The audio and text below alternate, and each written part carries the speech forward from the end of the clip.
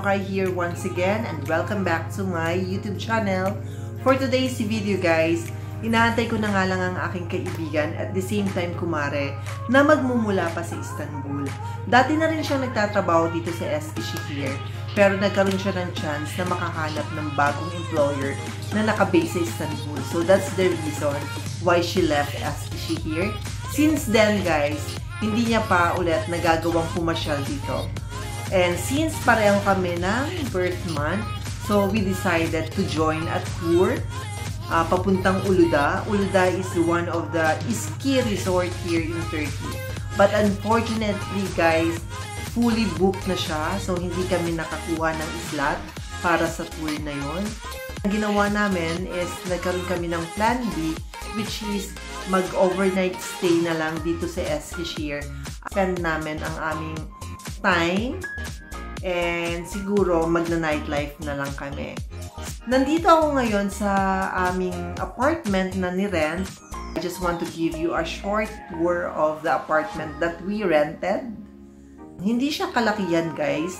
Enough lang para sa aming dalawa, but this is not too bad at all. Gusto ko lang ipakita sa inyo yung kabuuan ng apartment na na-rent namin. Hindi siya masyadong attractive for me, especially dun sa bedroom, but okay na rin talaga para sa mga hindi naman mag-stay for a couple of days, instead for overnight stay lang. So okay na to, okay na to.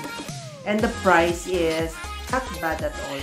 So let's have a short tour guys dito sa apartment na nirent namin. Dito lang yan sa city center ng Eskişehir.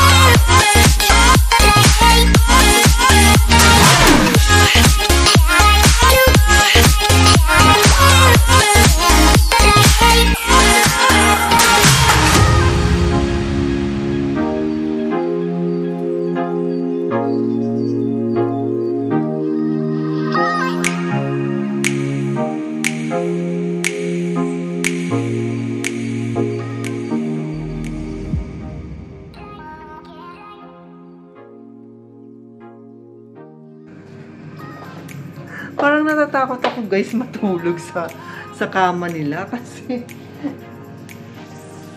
ultimo yung bedsheet kasi hindi siya kaaya-ayang tignan. Parang kahit man lang sana pinlansya, no? Para naman hindi ganun ka sa mga client nila.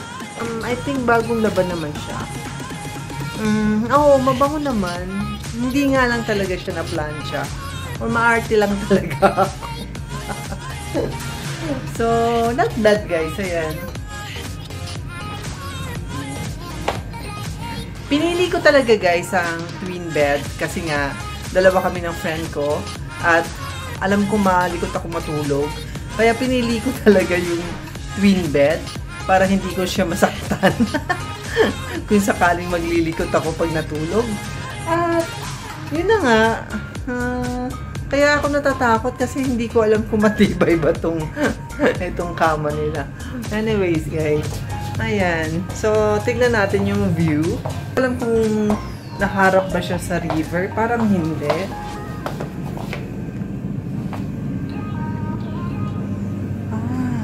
May balkon.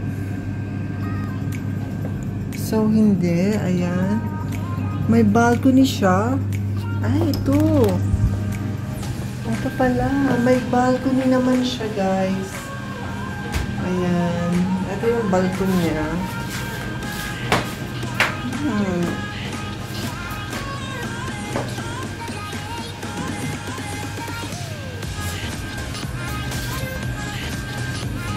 Ayan, sayang lang guys kasi hindi binigay sa amin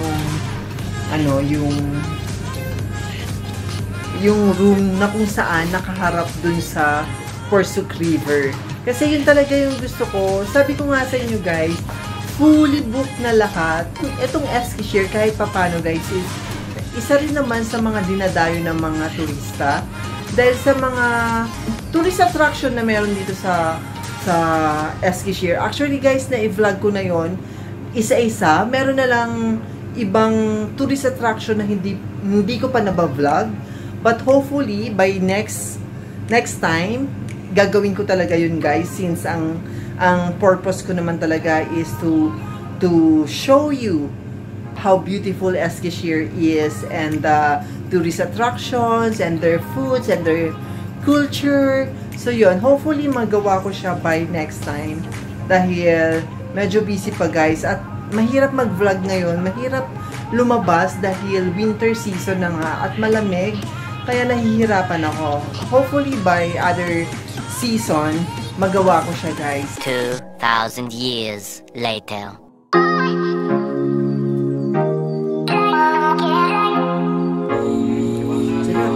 Habang mainit.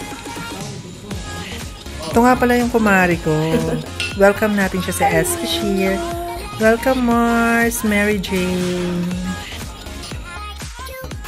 It took 7 hours nga guys ang naging biyahe ng kaibigan ko. Kaya naman medyo hindi naging maganda yung pakiramdam niya.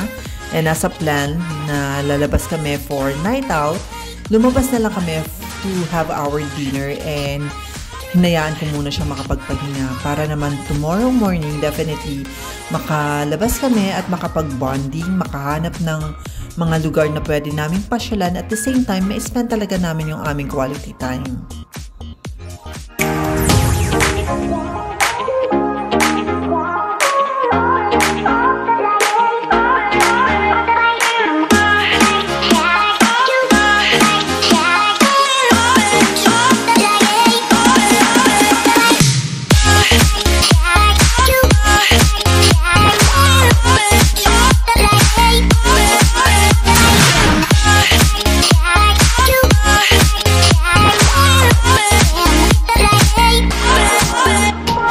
Welcoming back of my friend Mary Jane and my new friend si Kea.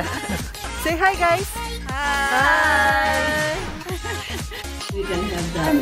Maybe we can have that one and one for one person, so we have 3. Which one? The first one and this one.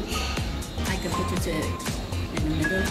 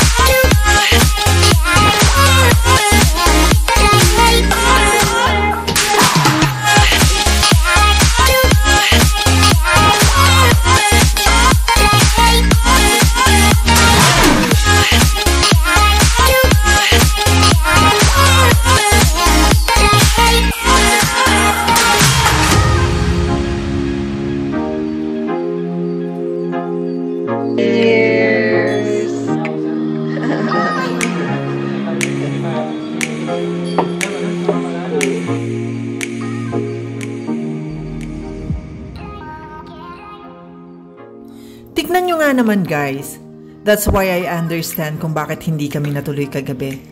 Indeed, God's plan is much better than our plans. Sino bang mag-aakala na mas ma-enjoy namin ang pangalawang araw ng aming bonding time? Hindi lang isa, kundi 2 kaibigan ang nakasama ko sa araw na ito.